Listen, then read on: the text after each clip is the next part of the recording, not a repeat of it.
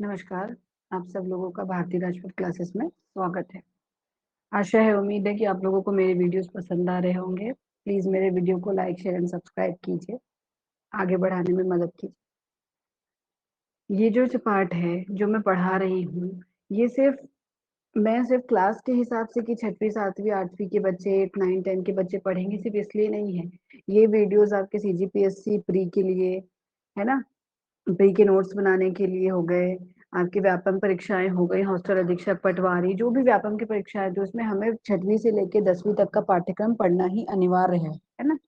तो अगर और हम देखिए एक प्रॉपर टाइम निकाल के पढ़ नहीं पाते, है ना? बुक लेके ढूँढ के फिर उसको पढ़ना पॉसिबल नहीं हो पाता। तो इस वीडियोज़ के थ्रू आप सुनकर अपने नोट्स खुद बना सकते हैं, या अगर आपको लिखित नोट्स चाहिए तो आपको मेरे टेलीग्राम चैनल को जॉइन कर सकते हैं, जिसमें आपको नोट्स मिल जाएँगे।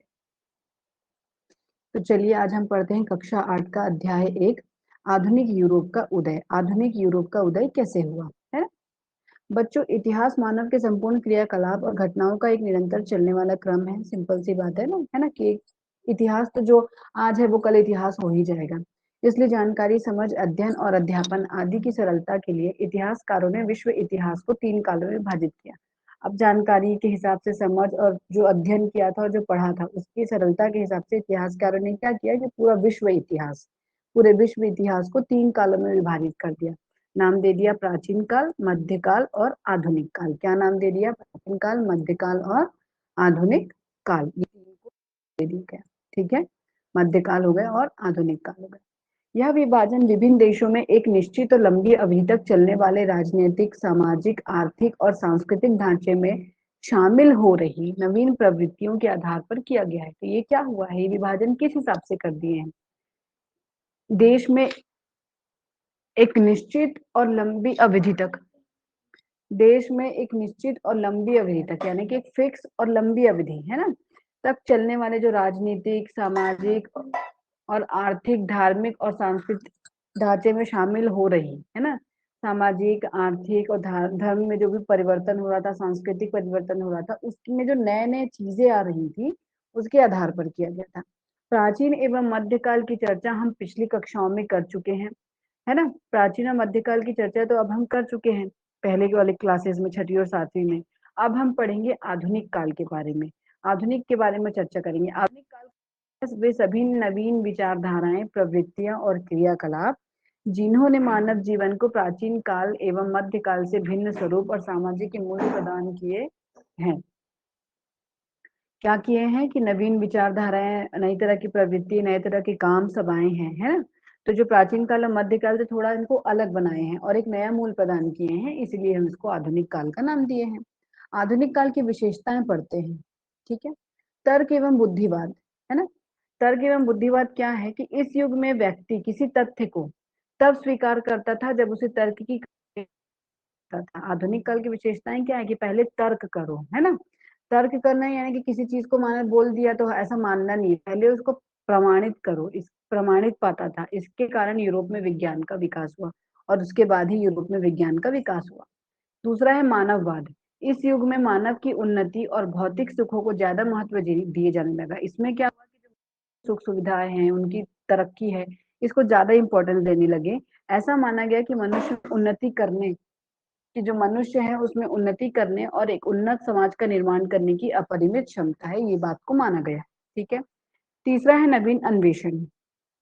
आधुनिक काल में भौगोलिक खोजों, विज्ञान की प्रगति, औद्योगिक क्रांति एवं नवीन राजनीतिक सामाजिक विचारधाराओं की शुरुआत हुई।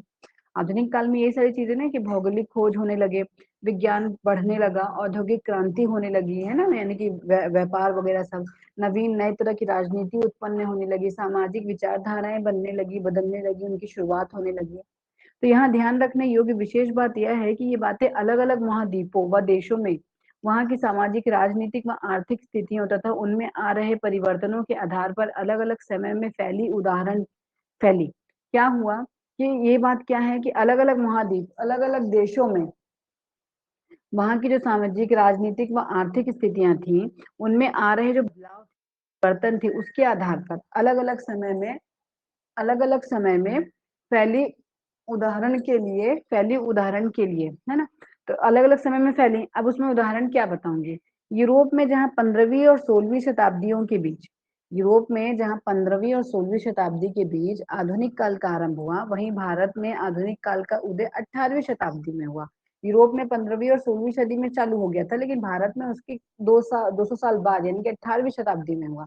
इसका मतलब यह है कि संपूर्ण विश्व में आधुनिक काल का उदय एक साथ नहीं हुआ, यानी कि पूरे विश्व में आधुनिक काल का उदय जो था वो एक समय पर नहीं था। विश्व के इस आधुनिक काल का इतिहास जानने के लिए हमें उन तमाम साधनों की जानकारी होना भी जरूरी है जिन्हें हम इतिहास के स्रोत कहते हैं। क्या कहते हैं? जिसे हम इतिहास के स्रोत कहते हैं। ठीक है। आधुनिक इतिहास की सामग्री हमें न सिर्फ बहुतायत स्रोत से प्राप्त होती है, बल्कि इसके प्राप्त करने का इसे बहुत आसान भी है, सरल है। आधुनिक काल में सरकारी कामकाज जो संबंधी दस्तावेजों को सुरक्षित हम रख ही रहे हैं, आज की डेट पे इंटरनेट वगैरह में सुरक्षित रख रहे हैं। इस काल में लिखी व छपी पुस्तकें न सिर्फ आसानी से उपलब्ध हैं, अपितु इनमें से कई पुस्तकें पुनः मुद्रित भी होती हैं। क्या हुआ कि जो आसानी से उपलब्ध तो है जो भी किताबें लिखी गई हैं, लेकिन ये फिर से छपती भी हैं। इनमें विभिन्न साहित्य जैसे उपन्यास हो गए, जीवनी हो गई, यात्रा वृत्तांत हो गए, ये सारी बुक भी शामिल है। इसके अलावा तत्कालीन समाचार पत्र भी मिलते हैं हमें, उस समय का इतिहास जानने के महत्वपूर्ण साधन हैं, है ना? कि क्या हुआ था। साथ ही कुछ ऐसे व्यक्ति आज हमारे बीच हैं जिन्होंने भारत के स्वतंत्रता संग्राम या संघर्ष या अन्य घटनाओं को अपनी आंखों से देखा, जो इस और या भाग लिया। तो इस चीजों के बारे में वो हमें अनेक जानकारियां प्राप्त करवाते हैं, है ना? तो आधुनिक इतिहास के स्रोतों का वर्गीकरण इस प्रकार से किया जा सकता है, और इन चीजों को आप एक तरह से अपना A4 साइज पेपर लेके उस पे नोट्स बना के भी आप बहुत अच्छे तरीके से वीडियो देखते देखते आप की अपनी तैयारी अच्छे से कर सकते हैं। कहते हैं कि जो खुद से पढ़ते हैं वो याद तो होता है, बट कई बार आदमी भूल जाता है। बट अगर डिस्कशन या कहीं पढ़ा हो, किसी के द्वारा पढ़ाया जाए या सुनाया जाए, तो वो चीजें हमें ज्यादा बेहतर तरीके से याद रहती है। तो मैं भी इसी उद्देश्य से ये वीडियोस बना रही हूँ, ताकि ये वीडियोस आप लोगों को आपकी हर तरह के एग्जाम्स में आपकी हेल्प करें। आधुनिक काल के इतिहास के स्रोत क्या क्या है? पहला तो है लिखित, है ना? लिखित इतिहास। फिर है मौखिक, आधुनिक संचार साधन और आधुनिक स्थापत्य। लिखित में क्या हो गया? विभिन्न साहित्य रचनाएं, जीवनी, संस्मरण, उपन्यास, ये सारी चीजें हो गई। ऊपर से शासकीय अशासकीय दस्तावेज हो गया, किसी का लेटर हो गया, दैनिक, साप्ताहिक, त्रैमासिक, मासिक या सालाना छपने वाले पत्र पत्रिकाएं हो गई। फिर धार्मिक साहित्य हो गया, विभिन्न धर्म गुरुओं के द्वारा उनकी मीमांसाएं, उनकी किताबें, उनकी संस्थाओं द्वारा प्रकाशित साहित्य हो गए। तो ये सारी चीजें हो गई लिखित इतिहास। इससे हमें लिखित इतिहास मतलब पता चलता है। दूसरा हो गया मौखिक, जिन्होंने उस चीजों में भाग लिया, ये अपनी आंखों से देखा, उसको सुना, उस चीजों को लोकोक्तियां, कथाएं और जनश्रुतियों के आधार पर हमें सुनाते हैं उनके अनुभव को। ये मौखिक इतिहास हो गए। तीसरा है आधुनिक संचार साधन, रेडियो, टीवी, फिल्में, photographs, audio, video, cassette, internet, इसके थ्रू जो आधुनिक तरीके हो गए। और आधुनिक स्थापत्य, नई दिल्ली का नगर नियोजन, जो नई दिल्ली है उसका नगर नियोजन।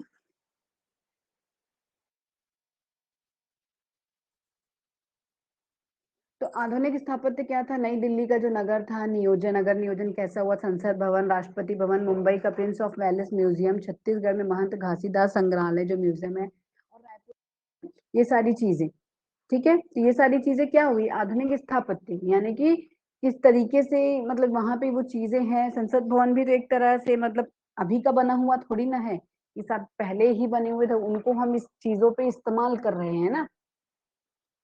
इसके साथ ही हमारे वर्तमान जीवन से जुड़ी प्रत्येक वस्तु और उपकरण भी आधुनिक इतिहास के महत्वपूर्ण स्रोत है। ये सारी चीजें भी तो स्रोत हैं जिससे पता चलता है, ये सारी चीजें से भी। ये मुंबई का जो प्रिंस ऑफ वेल्स म्यूजियम है, छत्तीसगढ़ में महंत घासीदास म्यूजियम है, इन सारी चीजों से भी हमें आधुनिक इतिहास के बारे में बहुत सी जानकारियां प्राप्त होती हैं। पृष्ठभूमि क्या थी? 15वीं शताब्दी तक यूरोप के सामाजिक जीवन पर सामंतों तथा धर्म गुरुओं का वर्चस्व था। 15वीं शताब्दी में यूरोप में जो था सामाजिक जीवन जो था ना, उस पर धर्म गुरुओं का वर्चस्व था, जिनकी तुलना में राज सत्ता यानी कि राजा निर्बल थे, यानी कि राजा का उतना वैल्यू नहीं, इनका धर्म गुरुओं का ज्यादा वर्चस्व था। इनके शोषण और दमन से साधारण जनता त्रस्त थी, और जो इनका शोषण हो रहा था त्रस्त थे। ईसाइयों के सबसे बड़े धर्मगुरु जो पोप होते हैं, है ना, वो ईश्वर का प्रतिनिधि माना जाता है। उनको क्या माना जाता है? कि वो ईश्वर का को प्रतिनिधि, यानी कि ईश्वर की जगह पे खड़े, जैसे माता पिता को बोलते हैं ना, वैसे उनको ईश्वर का दर्जा दिया जाता है। इसलिए ईश्वर और परलोक से जुड़ी बातों पर ज्यादा महत्व दिया जाता था। तो उस समय क्या हुआ कि ईश्वर से जो जुड़ी बातें हैं उनको ज़्यादा महत्वशील रखते थे, महत्व देते थे। 14वीं शताब्दी में ही यूरोप के इस मध्यकालीन ढांचे पर प्रहार किए जाने लगे थे और 14वीं शताब्दी के समय इस पे हल्का-सा मतलब इस पे ठेस पहुँचने लग गई थी धीरे-धीरे। अब मानव के वर्तमान जीवन के दुःख-दर्दों पर ज़्यादा ध्यान दिया जाने लगा। अब पहले तो ईश्वर पे ध्यान दे रहे थे, अब मानव जीवन का जो वर्तमान जीवन था, उसमें जो दुःख-तकलीफ़ें थी, उस पर ध्यान देने लगे। इस समय के प्रबुद्ध विचारक समाज में प्रचलित पारस्परिक विचारों, तर्क के आधार पर समीक्षा करने लगे और लोगों को बुद्धि निष्ठा का महत्व समझाने लगे। उनको समझाने लगे, क्या समझाने लगे कि मनुष्य की सोचने व तर्क करने की शक्ति पर विश्वास करना, तथ्यों तह तक जाना और तब स्वयं निर्णय लेना कि क्या उचित है और क्या नहीं, इस पर जोर देने लगे। इसे हम कहेंगे बुद्धिनिष्ठा। लोगों को यह शिक्षा देने लगे कि विश्व को अपनी खुली आँखों से देखो और जो बुद्धि स्वीकार करे उसे ही मानो, है ना? जो बुद्धि को स्वीकार हो, उसे ही मानो। कही सुनी बात नहीं कि बोल कौआ वो बोला कौआ तो कान ले गया तो पीछे दौड़ गए। पहले कान को चेक तो करो कि कान है कि नहीं, है कि नहीं? बिल्कुल वैसा ही। फिर यूरोप का पुनर्जागरण, वैचारिक क्रांति हुई। 15वीं शताब्दी में यूरोप में पुनर्जागरण अर्थात वैचारिक क्रांति का आरंभ हो गया, ठीक है? ग्रीक, लैटिन आदि भाषाओं के प्राचीन ग्रंथों का स्थानीय भाषाओं में अनुवाद होने लगा। नए सिरे से अध्ययन होने लगा, अनुवाद तो हुआ, उसकी तरह से नए तरीके से उसके अध्ययन होने लगे। छपाई की मशीन का आविष्कार होने के कारण पुस्तकें अधिक संख्या में छपने लगी और आसानी से और कम कीमतों पर लोगों को उपलब्ध होने लगी, है ना? अब जब मशीन आ गई है तो जल्दी छपेंगी, ज़्यादा छपेंगी और कम कीमत में बिकेंगी। फलतः ज्ञान का प्रसार तेजी से होने लगा। प्राचीन ज्ञान एवं नवीन विचारों के वैचारिक क्रांति को प्रेरणा मिल गई। अब इससे क्या हुआ कि ये जो नवीन विचार आ रहे थे, जो प्राचीन ज्ञान था उससे एक वैचारिक क्रांति को प्रेरणा मिली। प्राचीन ग्रंथों में निहित बुद्धि, निष्ठा, भौतिक जीवन के महत्व का बोध आदि बातें यूरोप में पुनः जड़ें पकड़ने लगी। अब जो प्राचीन बुद्धि थी, जो प्राचीन निष्ठा थी, भौतिक जीवन था उनका, उसको वापस वापस वो पुनः आने लगा, वापस वो अपनी जड़ पकड़ने लगा। इस दृष्टिकोण ने साहित्य, चित्रकला, शिल्पकला, विज्ञान आदि सभी विद्याओं को प्रभावित किया और इसी दृष्टिकोण ने इन सारी चीजों को प्रभावित किया। किसको? साहित्य को, चित्रकला, शिल्पकला, विज्ञान, बाकी सभी विद्याओं को। कलाकार अपनी कलाकृतियों में देवी देवताओं, देवदूतों के स्थान पर मनुष्य की भावनाओं, जो कलाकार थे ना, वो अपनी कलाकृति में देवी देवताओं, देवदूतों के स्थान पर मनुष्य की जो भावनाएं थी और उनका जो प्राकृतिक सौंदर्य था, उसका चित्र करने लगे, उसका चित्रण करने लगे, ठीक है? जैसे कोपरनिकस, गैलीलियो दिख रहे हैं ये?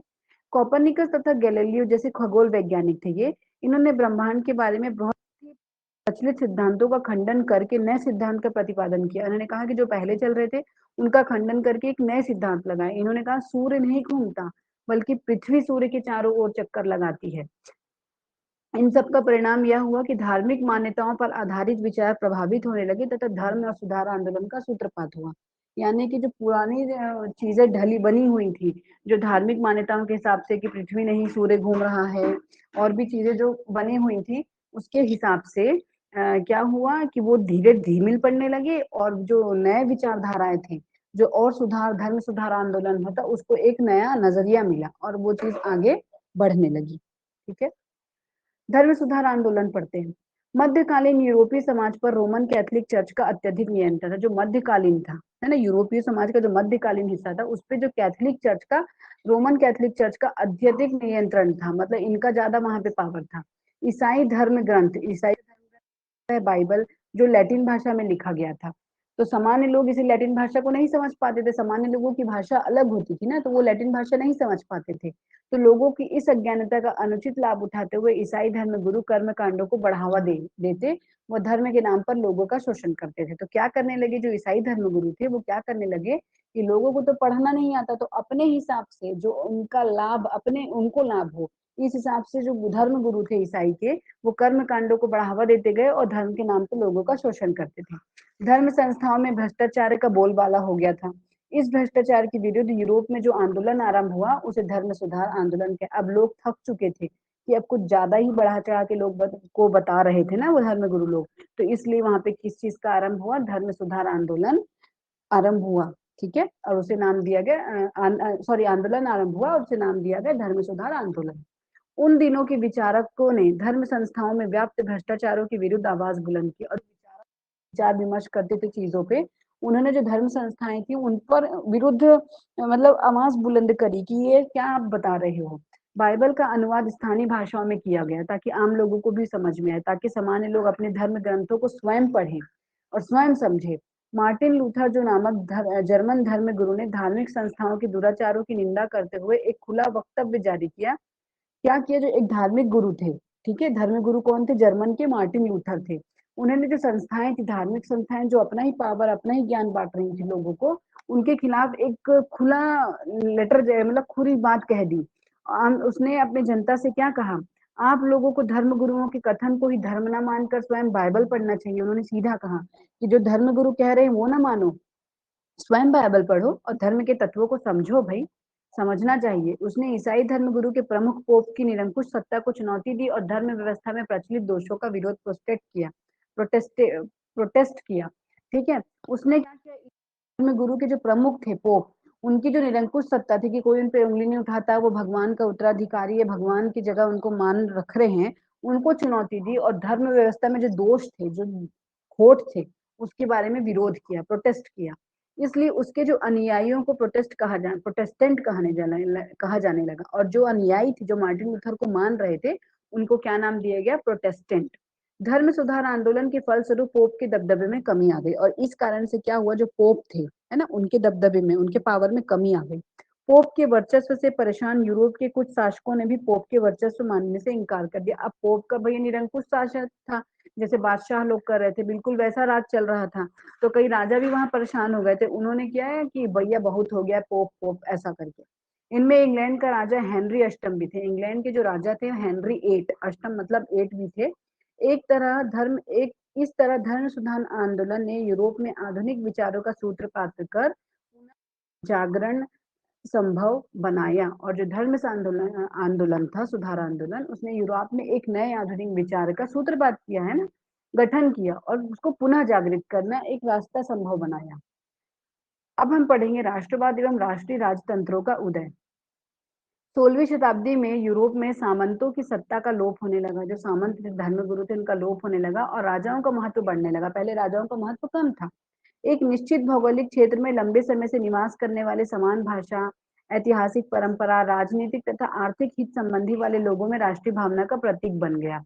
अब क्या हुआ कि पहले क्या था, एक नॉर्मल एरिया में रहने वाले जो लोग थे और वहां पे एक ही भाषा बोली जा रही थी, उनकी जो ऐतिहासिक परंपराएं थी, राजनीतिक चीजें थी, आर्थिक जो चीजें थी, उसके संबंध में लोगों के अंदर एक राष्ट्रीयता, जैसे कि हमारा भारत देश, हम एक राष्ट्रीय, एक हिंदुस्तानी होकर सोचते हैं, तो वैसे एक राष्ट्रीय भावना का प्रतीक बन गया। मतलब ये सारी चीजें धीरे धीरे सारी सत्ता राजा के हाथों में गई। अब सब चीज राजा के हाथ में आ गई और वह पावरफुल हो गया, प्रबल हो गया।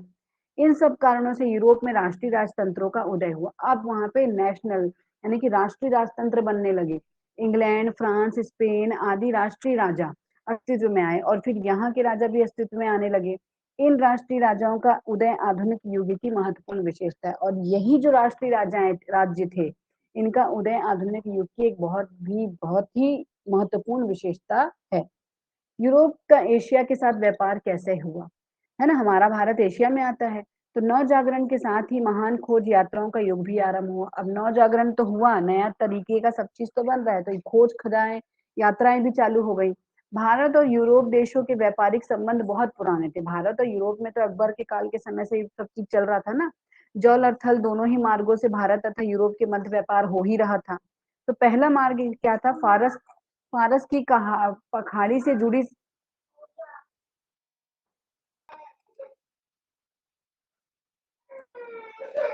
तो पहला मार्ग क्या था? पहला मार्ग क्या था? फारस की खाड़ी से जुड़ी समुद्री मार्ग था, जिससे इराक, तुर्की, टर्की, वेनिस और जिनेवा, इटली के साथ व्यापार होता था, इन जगहों से।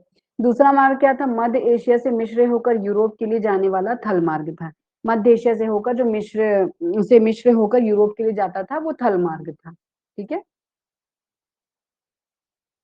इस प्रकार यूरोप के सभी क्षेत्रों में भारत की वस्तुओं के वितरण के लिए वेनिस और जिनेवा प्रमुख व्यापारिक केंद्र थे।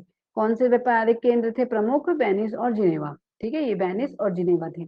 इटली ने भारत की प्रमुख वस्तुओं के व्यापार पर अपना अधिकार जमाए रखने के लिए यूरोपीय शक्ति की हिस्सेदारी समाप्त कर दी। अब उन्होंने क्या किया कि भैया, इटली ने क्या किया कि मेरे ऊपर पूरा पावर रहे मेरे पास ही, तो उन्होंने क्या किया, यूरोपीय जो शक्तियां थी उसकी हिस्सेदारी ही समाप्त कर दी। वहीं 1453 ईस्वी में कुस्तुनतुनिया इस्तांबुल पर तुर्की ने अधिकार कर लिया था, तुर्की लोगों ने अधिकार कर लिया उस पे, ठीक है। अब नए मार्गों की खोज भी होने लगी। अब ये सारी चीजें समझ में आई कि यूरोपियन शक्ति की हिस्सेदारी समाप्त कर दी ताकि इटली अपना राज जमा के रखे व्यापार पर। अब नए मार्ग की खोज कैसे हुई? इस्तांबुल नगर यूरोप एवं भारत के व्यापारिक मार्ग का मुख्य द्वार था। जो इस्तांबुल था, है ना, इस्तांबुल जो था वो क्या था? यूरोप एवं भारत, यूरोप और भारत मार्ग के व्यापारिक मार्ग का मुख्य द्वार था। यूरोप और भारत के व्यापारिक द्वार का मुख्य द्वार था, यानी कि व्यापार करने के लिए वो मेन एरिया था। कौन सा मेन एरिया था? इस्तांबुल, ठीक है। यूरोपीय व्यापारी को भारत पहुंचने के लिए एशिया के इसी मार्ग से होकर गुजरना पड़ता था। और जो यूरोप के लोग थे, उनको अगर एशिया में आना है ना, उनको अगर यहाँ आके व्यापार करना है, भारत पहुंचना है, तो क्या करना पड़ता था? के लिए एशिया के इसी मार्ग से गुजर कर उनको कहाँ आना पड़ा? ये जो पुस्तुनिया दिख रहा है ये यहाँ पे, ये मैं आपको हाईलाइट करके दिखा रही हूँ, ये पुस्तुनिया, इस्तांबुल, है ना। तो ये यूरोप है, ये एशिया में इनको तो कहाँ से जाएंगे? तो ये बीच का ये जो एरिया है, यही ये जो है ना मिस्र, ये दिख रहा है, ये मिस्र भी तो मेन केंद्र था। तो एशिया के इसी मार्ग से होकर गुजरना पड़ता था। किंतु इस्तांबुल पर तुर्की कब्जे के बाद यूरोप से भारत को जोड़ने वाला एकमात्र व्यापारिक थलमार्ग बंद हो गया था। लेकिन अब यहाँ ये जो कुस्तुमुनिया यानी कि इस्तांबुल है, यहाँ पे किसने कब्जा कर लिया था? तुर्की लोगों ने। तो ये रास्ता भी बंद हो गया था, थल मार्ग बंद हो गया था व्यापार करने के लिए। तो अब क्या हुआ? अरब व्यापारी अब एशियाई देशों से मूल्यवान रत्न, यानी कि जो एशिया देश मूल्यवान रत्न, उत्तम श्रेणी के सूती तथा रेशमी वस्त्र, शक्कर इत्यादि यूरोप ले जाते थे, है ना। यह माल इटली के जिनेवा, वेनिस, मिलान इत्यादि शहरों में उतारा जाता था। अब क्या हुआ? अब तो वहां नहीं जा सकते, मार्ग बंद है। तो इटली के जिनेवा, वेनिस के मिलान इत्यादि शहरों में उतारा जाता था, जहां से यूरोपीय व्यापारी उस माल को भारी चुंगी देकर खरीदते थे, यानी कि टैक्स वगैरह देकर उस चीज को वो लोग खरीदते थे, ठीक है। मैं आपको इस पे दिखाती हूँ।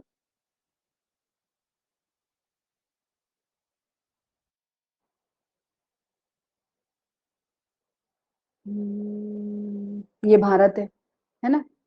भारत का नक्शा हमारा अपना ही पहचान में आ जाता है पहले से।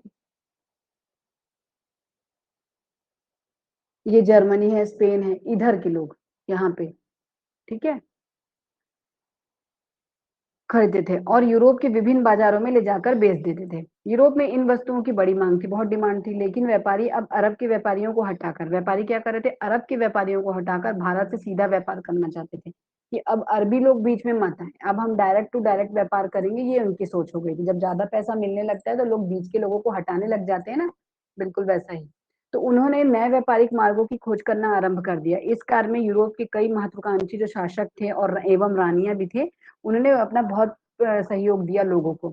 कुतुबनुमा दिशाओं का ज्ञान करने वाला यंत्र था। कुतुबनुमा क्या था? दिशाओं को दिखा करने वाला यंत्र के आविष्कार के बाद, ये एक यंत्र था और इसका आविष्कार हुआ। इसके बाद क्या हुआ? नाविकों ने कुतुबनुमा की सहायता से लंबी लंबी समुद्र यात्राएं करी। कुतुबनुमा से दिशा पता चल रही थी, दिशा, और उससे उन्होंने यात्रा करनी चालू कर दी। भारत की खोज में निकली इटली के जो नाविक थे, भारत की खोज करने के लिए जो कि अपने इटली से वो कैसे भारत तक पहुंचेंगे, तो उस नाविक का नाम क्या था? कोलंबस ने यूरोप से अमेरिका पहुंचने वाले, तो उन्होंने क्या की? पहले यूरोप से अमेरिका पहुंचने वाले समुद्री मार्ग की खोज की। फिर पुर्तगाली नामक ने क्या किया? वास्को डिगामा ने अपनी लंबी जल यात्रा के दौरान अफ्रीका के दक्षिणी छोर, जो अफ्रीका था उसके दक्षिणी छोर, यानी कि उत्तमांचल अंतरीप या केप ऑफ गुड होप बोलते हैं, ठीक है, वहां से 20 मई सन 1498 ईस्वी को भारत के पश्चिमी समुद्र तट पर कालीकट केरल बंदरगाह तक पहुंच गया। इससे उन्होंने क्या चीज की खोज की? भारत के रास्ते की खोज करी। व्यापारिक स्पर्धा भी हुई। इन नए भूभागों का पता लगते ही, अब जब नए भूभाग पता लग गए भैया, तो वहां पे तो व्यापार तो बढ़ेगा। तो पुर्तगाली और जो अन्य यूरोपीय व्यापारी थे वहां आके आने लगे और उन्हें भारी लाभ होने लगा। 16वीं शताब्दी में इंग्लैंड, फ्रांस तथा इंग्लैंड, जो 16वीं शताब्दी चल रही थी, तो इंग्लैंड, फ्रांस तथा हॉलैंड में इस स्पर्धा में उतर पड़े। वो लोग भी आ गए, चलो हम भी चले। उन्होंने भी अपनी सामुद्रिक शक्ति बढ़ाई और अपने नाविकों को लंबी समुद्री अभियानों पर जाने के लिए प्रोत्साहित किया कि जाओ, निकलो, रास्ता ढूंढो, पहुंचो, तुम भी कुछ कमाओ धमाओ, ऐसा। तो फलस्वरूप यूरोपीय राष्ट्रों के बीच व्यापारिक स्पर्धा आरंभ हुआ। अब यूरोप में जितने भी राष्ट्र थे, सब एक दूसरे से कंपटीशन चालू, हम रास्ता खोजेंगे, हम व्यापार करने जाएंगे। तो व्यापारवाद का इस तरह से उदय हुआ। तो 17वीं शताब्दी के समय में विदेशी व्यापार यूरोप की अर्थव्यवस्था का प्रमुख घटक बन गया। जैसे पहले किसान थे ना, बिल्कुल वैसा ही ये प्रमुख घटक बन गया। कौन? विदेशी व्यापार यूरोप की अर्थव्यवस्था का। तथा व्यापार में वृद्धि करना शासकों की प्रमुख नीति बन गई। वहां के शासकों का सब चीज तो था, शासन करना है। एक नीति क्या बन गई कि हमें क्या करना है, व्यापार को ज्यादा महत्व करना है। व्यापारवाद इस नीति का मुख्य सूत्र था। किस नीति का? चलिए देखते हैं। व्यापार द्वारा अपने राष्ट्र को अधिकाधिक संपन्न, व्यापार के द्वारा अपने राष्ट्र को अधिक अधिक संपन्न बनाना व अन्य राष्ट्रों को मात देना। शासकों ने इसके लिए अपने व्यापारियों को चुंगी में छूट सहित कई रियायतें दी। इस आर्थिक नीति को व्यापारवाद कहा जाता है। ठीक है, उन्होंने क्या किया कि अपने राष्ट्र में हमारे यहाँ ज्यादा व्यापार है तो दूसरे राष्ट्रों को दबाना है। ठीक है, और शासकों ने इसके लिए क्या किया, अपने व्यापारियों के जो चुंगी टैक्स कर था उसमें छूट देनी चालू कर दी। इस आर्थिक नीति को लोग क्या कहने लगे? व्यापारवाद। व्यापार वृद्धि के साथ साथ यूरोप के व्यापारी वर्ग के पास अपार धन एकत्र होने लगा। जो यूरोप के व्यापारी थे उनके पास पैसा भी इकट्ठे होने लगा ना, भाई व्यापार बढ़ रहा है तो इनकम भी आएगी। ठीक है, व्यापारिक कंपनी की स्थापना कैसे हुई? व्यापार की विदेशी व्यापार से अपार लाभ लेते थे। जो व्यापारी थे वो लोग विदेशी व्यापार से बहुत लाभ उठाते थे, मगर इसमें उनके लिए कठिनाइयां और खतरे भी बहुत थे। इन कठिनाइयों से बचने के लिए व्यापारी कारीगरों को काम देने, तैयार माल इकट्ठा करने, माल का भंडारण करने जैसे अनेक कामों को सामूहिक रूप से करने में मदद देने लगे। उन्होंने क्या किया, ग्रुप बना बना के काम करो, नहीं तो बड़ी दिक्कत होगी। तो इस प्रकार व्यापारिक कंपनियों की स्थापना आरंभ हुई। अब भैया ऐसे तो नहीं कि चार लोग को उठा के बना दिए ग्रुप, तो उसके लिए तो उनको कुछ संगठन बनाना पड़ेगा। तो इस तरीके से कंपनियों का आगमन हुआ। 17वीं शताब्दी के आरंभ में व्यापार के लिए भारत आई। ठीक है, 17वीं शताब्दी के आरंभ में व्यापार के लिए भारत आई। कौन आई? ब्रिटिश ईस्ट इंडिया कंपनी भी लंदन की कुछ व्यापारियों द्वारा मिलकर स्थापित की गई कंपनी थी। और ये कहाँ आई? ये हमारे भारत में आई 17वीं शताब्दी में। हॉलैंड, फ्रांस आदि यूरोपीय देशों में भी इस प्रकार की व्यापारिक कंपनियों की स्थापना होने लगी। यूरोप में व्यापार वृद्धि के परिणाम क्या हुए? यूरोप के व्यापार में वृद्धि हुई। तीव्र वृद्धि के परिणाम स्वरूप वहां के सामाजिक, आर्थिक और राजनीतिक जीवन में बड़े परिवर्तन हुए। जो अलग अलग तरीके के परिवर्तन होने लगे, जो इस प्रकार है। पहले यूरोपीय अर्थव्यवस्था में व्यापार तथा उद्योगों का महत्व बढ़ने लगा। जो यूरोपीय अर्थव्यवस्था थी उसमें व्यापार के साथ साथ उद्योगों का भी महत्व बढ़ने लगा। मध्यकाल में प्रचलित वस्तु विनिमय की पद्धति के स्थान पर सोने चांदी के सिक्के आर्थिक लेन देन के माध्यम बन गए। पहले क्या था, तुम मेरा सामान लो मैं तुम्हारा सामान लू, ऐसे बदलते थे। बट अब क्या होने लगा कि सोने चांदी के सिक्के लो, लेन देन करो, ये माध्यम बन गए थे। अब लंदन, ब्रिस्टल जैसे अनेक नए व्यापारिक केंद्रों का उदय होने लगा। ठीक है, व्यापार के लिए पूंजी उपलब्ध कराने वाले बैंकों की संख्या बढ़ने लगी ना। व्यापार में अधिकाधिक पूंजी का, व्यापार में अधिक से अधिक पूंजी का विनियोजन होने लगा, मैंने कि लोग इन्वेस्ट करने लगे। जहाज निर्माण होने लगे। जैसे व्यापार से जुड़े अनेक नवीन उद्योगों का प्रारंभ हो। एक तरह से जहाज निर्माण भी तो एक उद्योग ही है, तभी तो लोग नाव लेंगे, जहाज लेंगे और जाएंगे काम करने। व्यापार एवं उद्योगों में अपार वृद्धि के कारण लाभ की मात्रा में भी वृद्धि हो। अब ये व्यापार बढ़ रहे हैं, उद्योग बढ़ रहे हैं, तो लाभ भी तो बढ़ेगा। फलस्वरूप यूरोपीय राष्ट्र अधिक संपन्न और समृद्ध होने लगे। था वो ज्यादा संपन्न होने लगा और समृद्ध होने लगा। दूसरा था सामाजिक प्रभाव। व्यापारियों से संबंधित अनेक व्यवसायों की वृद्धि के फलस्वरूप समाज में बैंकर, दलाल, लिपिक, हिसाब लिखने वाले जैसे व्यवसायिकों का एक वर्ग अस्तित्व में आया। अब भैया इतना सारा व्यापार करोगी तो उसका तो लेखा जोखा भी रखना पड़ेगा, तो उन सब चीजों के लिए ये सब लोगों की जरूरत है, जिसे मध्यम वर्ग कहा जाता था। कुशल कारीगर और निर्माता भी इस समुदाय में जुड़ते गए। यह वर्ग रूढ़ियों और परंपराओं के बंधन में जकड़ा हुआ नहीं था कि इनको ये करना है, ऐसा करना है, एक फिक्स, ऐसा नहीं। यह वर्ग नवीन बातों को जानने के लिए उत्सुक था, ये जो लोग थे। इस तरह मध्यम वर्ग आधुनिक सामाजिक व्यवस्था की रीढ़ बन गया। और जो मध्यम वर्गीय लोग थे, दलाल, लिपिक, हिसाब लिखने वाले, बैंकर और कुशल कारीगर, ये लोग क्या हुए, आधुनिक सामाजिक व्यवस्था की एक रीढ़ की हड्डी बन गए। ठीक है, रीढ़ बन गए, मतलब उनका एक जैसे हमारी रीढ़ की हड्डी कैसे हमारे पूरे शरीर को संभालती है, बिल्कुल वैसे ही। अब हम देखते हैं राजनीतिक प्रभाव क्या पड़ा। व्यापार वृद्धि का प्रभाव यूरोप के राजनीतिक क्षेत्र पर भी पड़ा। व्यापारी वर्ग अपने ही हित के लिए राजसत्ता का समर्थन किया कि भैया हमारा फायदा करोगे तो हम आपका समर्थन करेंगे। व्यापारियों को देश की संपन्नता का आधार मानकर शासकों ने भी व्यापारियों को हर संभव सहायता प्रदान की कि भैया आपके कारण तो हमारा देश चल रहा है, हमारा शासक कोई ऐसा हो रहा है, यही बेस है, तो भैया उनकी हर सहायता करी। इससे देश में व्यापारी वर्ग को महत्व और प्रतिष्ठा मिलने लग गई। व्यापारी वर्ग की बढ़ती प्रतिष्ठा के साथ ही यूरोप में सामंतवाद का पतन भी आरंभ हो गया। अब व्यापारी वर्ग को प्रायोरिटी मिलने लगी, प्रतिष्ठा मिलने लगी, तो जो पहले धर्मगुरु थे, सामंतवाद था, उनका पतन यानी कि उनका गिरना चालू हुआ। मतलब उनकी चीज़ें कम मानने लगे लोग। एक नई व्यवस्था चालू हुई, जिसे पूंजीवाद कहने लगे। क्या कहने लगे? पूंजीवाद आने लगी अस्तित्व में। यही आधुनिक युग की प्रमुख विशेषता थी और ये जो पूंजीवाद था, यही आधुनिक युग की एक विशेषता थी प्रमुख। इसने पूंजीपति और मध्यम वर्ग के अलावा तीसरे और बहुसंख्यक श्रमिक वर्गों को जन्म दिया। अब पूंजीपति तो थे और मध्यम वर्गी थे, इनके नीचे कौन करेगा काम? तो जो तीसरी कड़ी थी वो थी बहुसंख्यक श्रमिक वर्ग, यानी कि बहुत ही मात्रा में जो श्रमिक कमाने के लोग। पूंजीपति उत्पादन हेतु आवश्यक कच्चे माल के तथा कारखानों में मशीन से तैयार होने वाली वस्तुओं के मालिक होते थे, जिनका मुख्य उद्देश्य था मुनाफा कमाना। ठीक है? और वस्तुओं की बिक्री पर भी उन्हीं का नियंत्रण होता था और जो श्रमिक लोग होते थे वो वस्तुओं का उत्पादन करते थे, बनाते थे और पूंजीपतियों से तनख्वाह प्राप्त करते थे, वेतन प्राप्त करते थे। अब व्यापारिक समुदाय ने उत्पादन प्रणाली में सुधार किया ताकि कम समय में ज्यादा वस्तुएं तैयार कर सकें, है ना? ज्यादा वस्तुएं तैयार कर सकें। तो पहले कारीगर अपने सामान्य औजारों से अपने घरों में अपने परिवारों के साथ मिलकर काम करते थे, मदद से काम करने लगे थे। ठीक है? उन्हें आवश्यक कच्चा माल व्यापारी में पहुंचा देते थे। उसके बाद धीमे-धीमे घरेलू व्यवस्था बाजार की लगातार बढ़ती मांग की पूर्ति करने में समर्थ नहीं थे। अब घर में काम करके कैसे बाजार की व्यवस्था को पूरी करेंगे भई? जो बाजार में डिमांड बढ़ रही है, कैसे पूरी करेंगे? तो 18वीं शताब्दी में क्या हुआ कि नवीन कारखाना व्यवस्था चालू हुई। कारखाने का मालिक पूंजी लगाकर बड़ी मात्रा में कच्चा माल खरीदने लगा। पहले तो थोड़ा अब उसने क्या किया, नवीन कारखाना व्यवस्था के आरंभ हुई तो कच्चा माल ज्यादा खरीदा। नई मशीनों की मदद से कारीगरों को काम पर लगाया और वस्तुएं तैयार करता था और उन्हें बाजार में जाकर बेचता था। श्रमिक अब घरों में नहीं बल्कि निश्चित वेतन पर कारखानों पर काम करने लगे। सबसे पहले इंग्लैंड में इस नई व्यवस्था का उदय हुआ।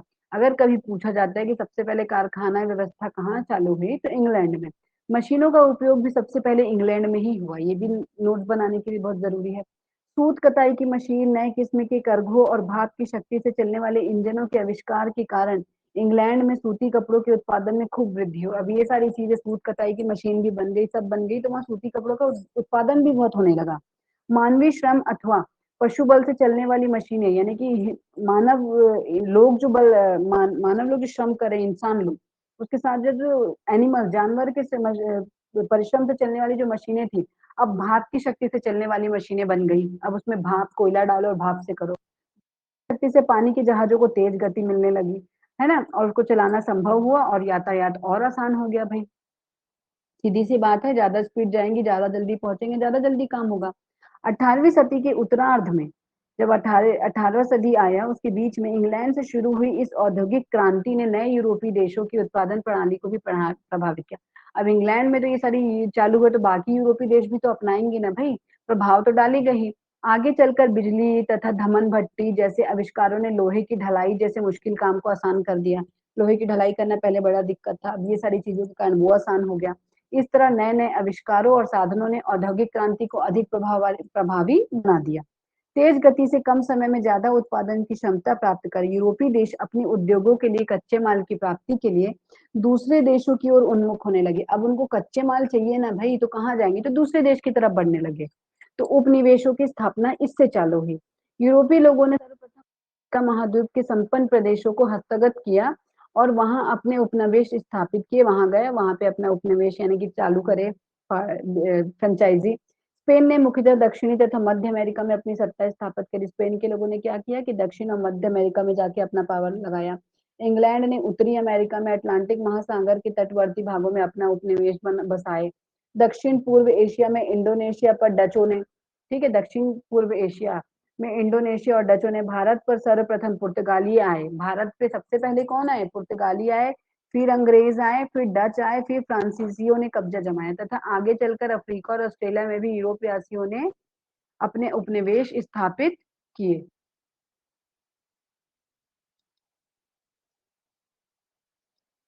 तो उपनिवेश स्थापित स्थापित किए। तो अपने उद्योगों के लिए अधिक अधिक कच्चा माल प्राप्त करने के लिए उन्होंने उपनिवेशों पर मनमाने प्रतिबंध लगाए कि हमको ये प्रतिबंध, ऐसा नियम, ये सब चीजें लागू करने लग गए।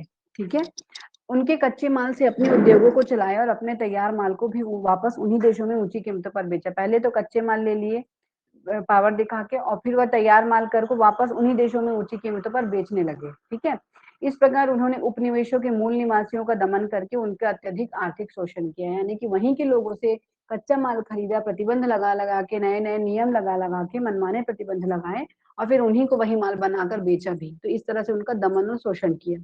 यह उपनिवेशवाद यूरोपीय राष्ट्रों उपनिवेशों से संबंध इस नीति को और यही जो नीति है इसको हम कहेंगे उपनिवेशवाद। यह उपनिवेशवाद यूरोपीय राष्ट्रों की व्यापार वृद्धि और व्यापारियों की बढ़ती धन लिप्सा का ही परिणाम था, यानी कि उनको धन की लिप्सा लालच थी। उपनिवेशवाद के दो बड़े परिणाम हुए, क्या हुए देखते हैं। अधिकाधिक उपनिवेशों को हथियाने के लिए, ज्यादा से ज्यादा उपनिवेश, ज्यादा से ज्यादा बिजनेस फैलाने के लिए यूरोपीय राष्ट्रों में संघर्ष होने लगे, जो कि एक प्रथम विश्व युद्ध में बदल गए। किसमें बदल गया? First world war. अपने अधीनस्थ, अपने अंडर में उपनिवेशों पर अधिकार जमाए रखने के लिए यूरोपीय शक्ति ने वहां की जनता को अशिक्षित और पिछड़ा हुआ बनाए रखा।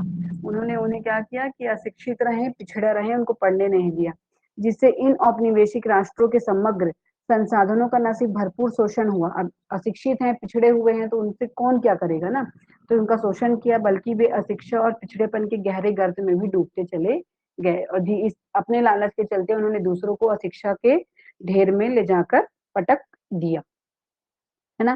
तो ये हो गया हमारा पहला कक्षा 8 का, ये भी यहीं खत्म हुआ। नेक्स्ट वीडियो में हम इसके आगे के पार्ट की चर्चा करेंगे। और मुझे आशा और उम्मीद है, मैं जान रही हूँ मेरे वीडियोस थोड़े से लंबे हो रहे हैं, बट अगर हम पार्ट वाइज करते हैं तो इंटरेस्ट खत्म हो जाता है। अगर हम एक ही पार्ट में पूरे वीडियो एक चैप्टर को पढ़ लेते हैं तो आई थिंक इंटरेस्ट ज्यादा बेटर होता है। एंड मैं आशा करती हूँ कि आप लोगों को इससे नोट्स बनाने में बहुत हेल्प मिल रही होगी। अगर फिर भी आप नोट्स नहीं बना पा रहे हैं या आपको ऑलरेडी बने हुए नोट्स चाहिए तो please join my Telegram channel, जिसकी लिंक आपको मेरे वीडियोस के डिस्क्रिप्शन में मिल जाएंगी। और मेरे वीडियोस इंग्लिश और हिंदी दोनों में आता है। अभी मैं हिंदी मीडियम पे ज़्यादा प्रेफर कर रही हूँ क्योंकि छत्तीसगढ़ के नोट्स इंग्लिश में ज़्यादा अवेलेबल नहीं होते हैं और लोग हिंदी में ही देना पड़ता है लोगों को। सो इसलिए पहले मैं हिंदी चैप्टर्स की वीडियोस पहले बना रही हूँ। तो फिर से मैं यही कहूंगी कि मुझे आशा है और उम्मीद है कि आप लोगों को मेरे वीडियोस पसंद आ रहे होंगे। प्लीज मेरे चैनल को आगे बढ़ाने में मदद कीजिए, लाइक शेयर एंड सब्सक्राइब जरूर कीजिए। Thank you.